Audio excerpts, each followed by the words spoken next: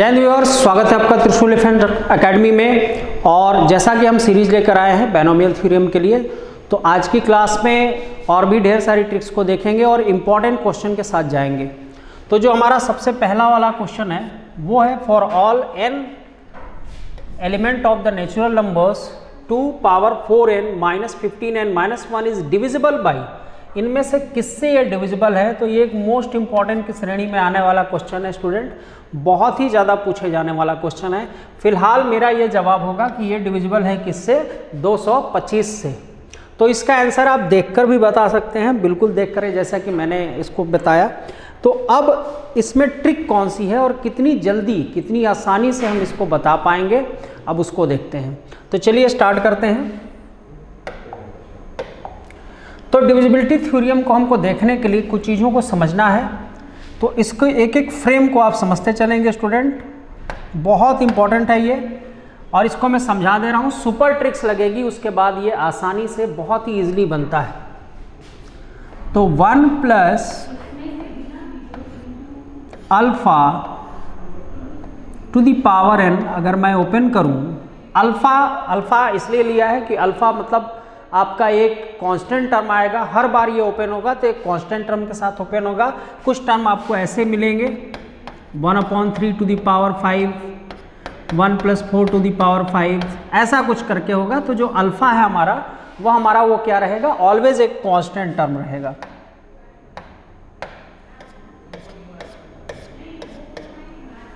चलिए, तो NC0 plus NC1, यहाँ पे क्या आ जाएगा, अल्फ़ा आ जाएगा। चूंकि 1 चल रहा है तो 1 पे पावर जो रहेगा वो हट जाएगा। ए के प्लेस पे क्या है, ए के प्लेस पे 1 है, तो ये सीरीज ऐसे खुलती चली जाएगी। ठीक, इसके बाद आएगा आपका NC2 अल्फ़ा स्क्वायर, एक और ले लेते हैं, NC3 alpha cube dot dot dot dot dot dot dot dot ऐसे ले लेते हैं। ठीक, अब देखिए NC0 हम जानते हैं कि 1 है, 1 प्लस अल्फ़ा पावर n, ये 1 है, इज इक्वल टू, एक मिनट, इस 1 यहाँ 1 है, इस 1 को मैंने इधर भेज दिया। इस 1 को क्या किया कि मैंने इधर भेज दिया, इस यहाँ 1 हुआ NC01, इसको इधर भेज दिया तो -1 हो गया। अब इज इक्वल टू क्या होगा, NC1 alpha plus NC2 alpha square plus NC3 alpha cube plus dot dot dot dot. इसमें से अगर हम अल्फ़ा को कॉमन ले लेते हैं तो यहाँ कैसे सीरीज शुरू होगी, NC1 NC2 अल्फ़ा कॉमन आया तो यहाँ अल्फ़ा बचेगा, NC3 अल्फ़ा स्क्वायर और ये डॉट डॉट डॉट डॉट चलेगा। ठीक, अब देखिए, अगर आपको कोई क्वेश्चन इस फ्रेम का मिला है, इस फ्रेम का कोई क्वेश्चन मिला है, तो वो किससे डिविजिबल होगा, वो अल्फ़ा से डिविजिबल होगा। जो यहाँ पे अल्फ़ा होगा उसी से वो डिविजिबल होगा। ठीक, तो बहुत आसानी से इसको समझ सकते हैं हम। जैसे हमें कोई प्रश्न मिला 4 to the power n minus 1 is divisible by, किससे वो डिविजिबल है। अब इस फ्रेम में लाने के लिए हम इसको क्या लिखेंगे, 1 + 3 to the power n minus 1। अब जैसे ही हमने इसको लिखा, ये अल्फ़ा किसके साथ टैली कर रहा है, 3 के साथ। तो ये किससे डिविजिबल है स्टूडेंट, अल्फ़ा से डिविजिबल है, यानी कि ये किससे डिविजिबल हो जाएगा, 3 से। इसका आंसर क्या हो जाएगा, 3। तो क्वेश्चन किया कि किससे डिविजिबल है, आपने इस फ्रेम में लिखा, वो किससे डिविजिबल हो जाएगा, वो हो जाएगा 3 से, ये 100% डिविजिबल हो जाएगा। इसको आप अगर चेक करना चाहते हैं तो चेक भी कर सकते हैं, मैथमेटिकल इंडक्शन की सहायता से हम चेक कर सकते हैं। गणितीय आगमन का जो सिद्धांत है उससे हम चेक कर सकते हैं कि क्या वाकई ये 3 से डिविजिबल है या नहीं। तो अगर हम n बराबर 1 रखेंगे तो यहाँ 4 - 1 3 आएगा, जो कि 3 से डिविजिबल है। अगर n बराबर 2 रखेंगे तो 16 और -1 ये 15 आएगा, जो कि 3 से डिविजिबल है। तो हर बार ये किससे डिविजिबल होता जाएगा? 3 से डिविजिबल होता जाएगा। तो हमारे लिए आंसर बताना बहुत ही इजी हो जाएगा। एक मिनट,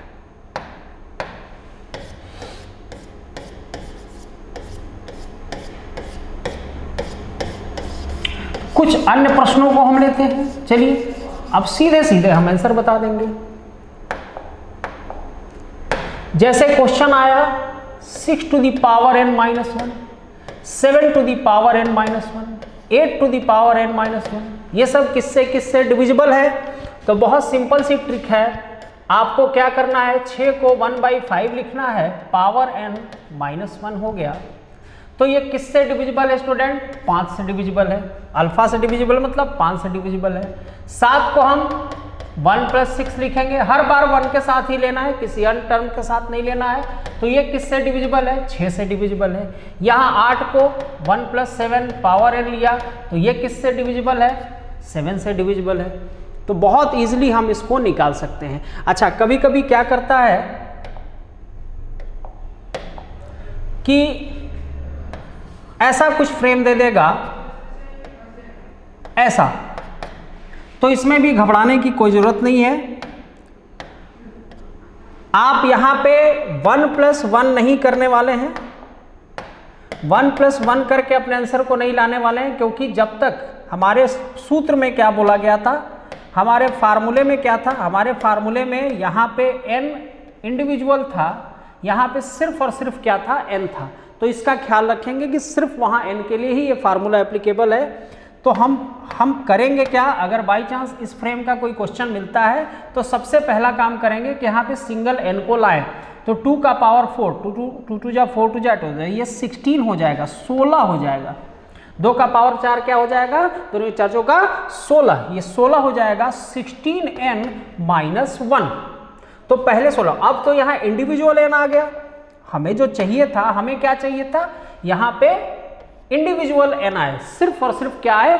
n आए। अब वो आ चुका है, तो अब वो आ चुका है, तो हमारे लिए जवाब देना अब बहुत ही आसान हो गया, क्योंकि हम 16 को 1 + 15 लिखेंगे और ये किससे डिविजिबल हो जाएगा? ये टर्म ये डिविजिबल हो जाएगा 15 से, 15 से ये डिविजिबल हो जाएगा। चलिए आगे बढ़ते हैं। अब इस फ्रेम के लिए चाहेंगे, तो फिर से मैंने इसको एक्सपेंड करना शुरू किया।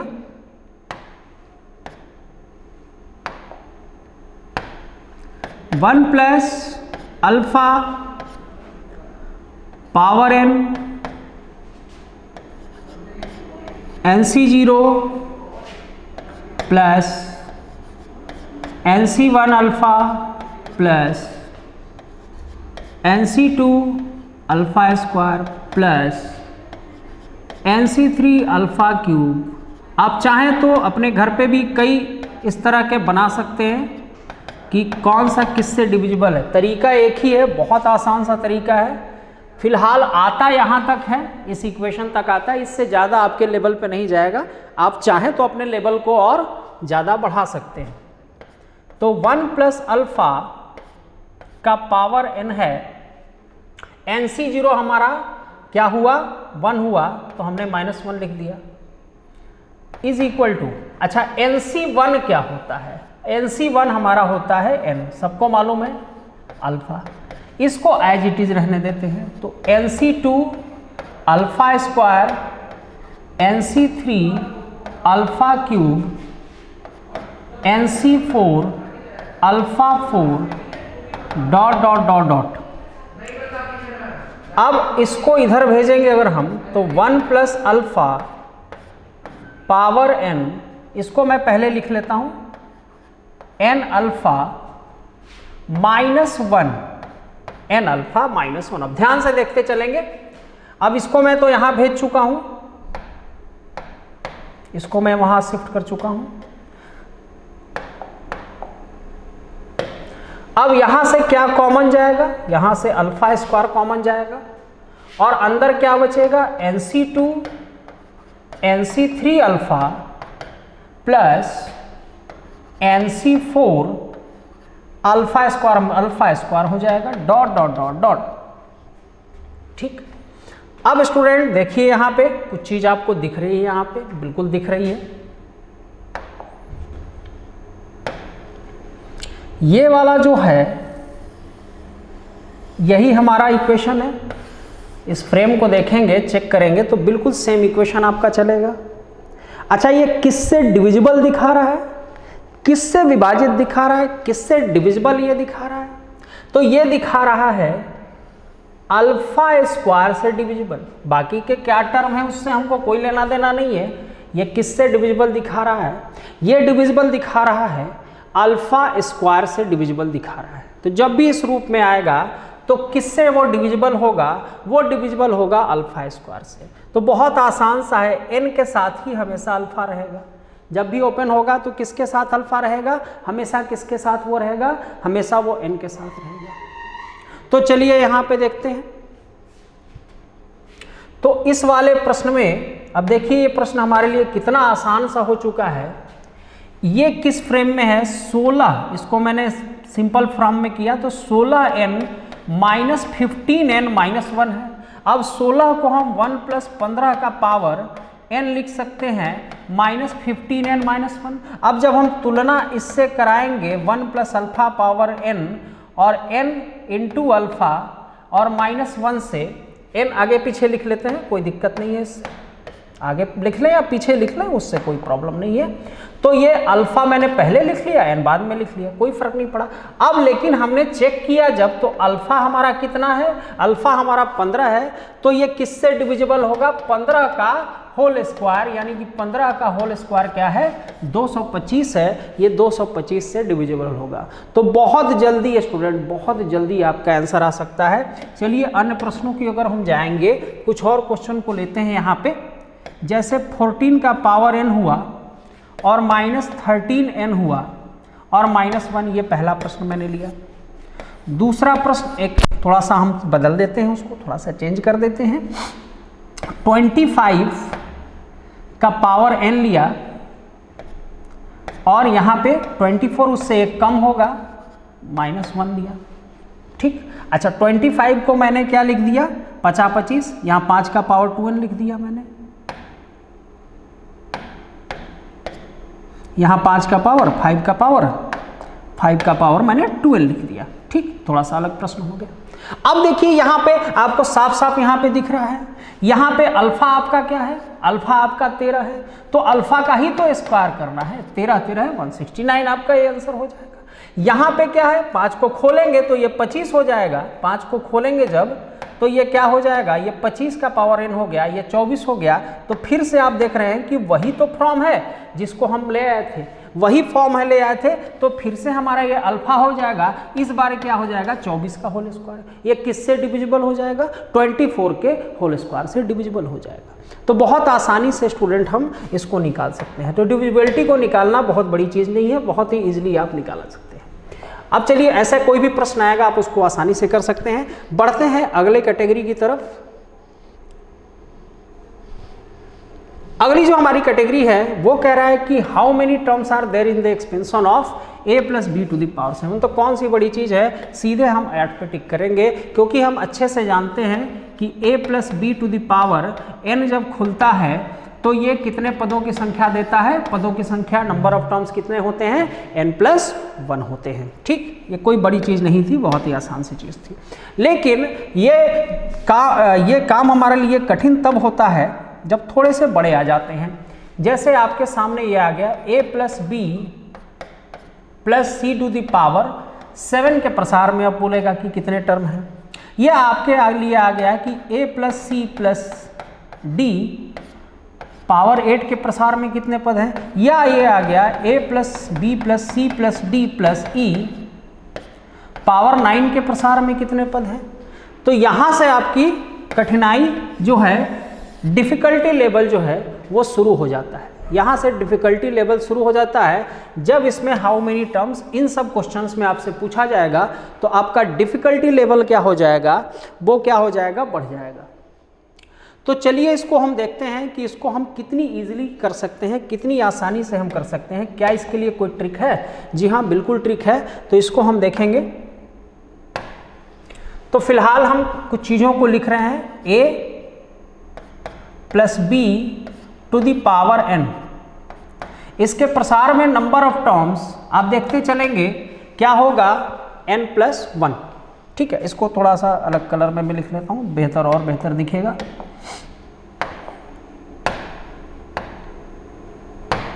चलिए फिलहाल तो a plus B to the power n के प्रसार में यहां मैं लिख दे रहा हूं पदों की संख्या, पदों की संख्या। ठीक, नंबर ऑफ टर्म्स। ठीक, पदों की संख्या या नंबर ऑफ टर्म्स। तो इसमें पदों की संख्या कितनी होगी? ये होगी n प्लस 1। क्लियर है? अच्छा, नीचे हम 1 लिखें तो कोई दिक्कत है? कोई दिक्कत नहीं है, ये n प्लस 1 ही तो हुआ। ठीक, आगे बढ़ते हैं। a plus B plus C power n, इसमें पदों की संख्या कितनी होनी चाहिए? अब देखिए मैं कर क्या रहा हूं, n प्लस 1 यहां लिखा और n प्लस 1 से एक ज्यादा लिखा, n प्लस 2 लिखा। क्या करना है? n प्लस 1 लिखा और n प्लस 1 से एक ज्यादा लिखा, क्या लिखा? n प्लस 2 लिखा, और इसको गुणा कर देते हैं तो 2 1 जा 2, नीचे 2 आ जाएगा। ये आंसर हो गया। अब इस पे आते हैं, अगर और ज्यादा है, a plus B plus C plus D है और पावर है n, तो फिर से मैंने क्या लिखा, n प्लस 1 लिखा, n प्लस 2 लिखा और n प्लस 2 से एक ज्यादा लिखा, n प्लस 2 से एक ज्यादा लिखा। क्या लिखा? n प्लस 1 लिखा, n प्लस 2 लिखा, फिर n प्लस 2 से एक ज्यादा लिखा, और इनका गुणनफल क्या होगा आपस में? 3 दूना 6, और नीचे क्या लिख दिया? 6। तो ये नंबर ऑफ टर्म्स हो जाएंगे। इस तरह आप बढ़ाते चले जाएंगे, आप और ज्यादा बढ़ा सकते हैं, a plus B plus C plus D plus e कर लीजिए। आपसे जो पूछा जाएगा, चाहे जितना बड़ा होगा आप बना सकते हैं। इसके लिए क्या होगा, मैंने n प्लस 1 लिखा, n प्लस 2 लिखा, n प्लस 3 लिखा, और अगला इससे एक ज्यादा n प्लस 4 लिखा, और सबको गुणा करके नीचे लिख दिया। 4 3 12 दूना 24, इतने पद होंगे। तो सुपर ट्रिक है और बहुत ही इजीली आपको बनवाया जा सकता है। यहां तक आपसे एनडीए में पूछा जाता है, यहाँ ये और 2 पूछे जाते हैं, ये और ये कठिन होते हैं, लेकिन ये आप आसानी से इसको बना सकते हैं। जैसे इसमें कोई डिजिट फॉर्म में भी पूछा कि a plus B plus C power है 2, चलिए इसी को हम चेक कर लेते हैं कितने पद आएंगे। तो इस सूत्र के हिसाब से कितने आने चाहिए? 2 प्लस 1 और 2 प्लस 2 बटे 2, ये 3 और 4 और 2, ये कितने आने चाहिए? 6 पद आने चाहिए। क्या 6 पद आ रहे हैं? खोलते हैं इसको, a square plus B square plus C square plus 2ab plus 2bc plus 2ca। जी हाँ, 1 2 3 4 5 और 6, बिल्कुल 6 बता तो रहा है। तो बिल्कुल सही है। इस सुपर ट्रिक से आप काफ़ी आसानी से क्वेश्चंस को कर सकते हैं, कोई डिफिकल्टी लेवल नहीं होगी, कोई दिक्कत किसी भी तरह की आपको नहीं होने वाली है। तो चलिए आज के लिए इतना ही। नेक्स्ट वीडियो में मैं और भी सुपर ट्रिक्स को लेकर के आऊँगा। तब तक के लिए जय हिंद।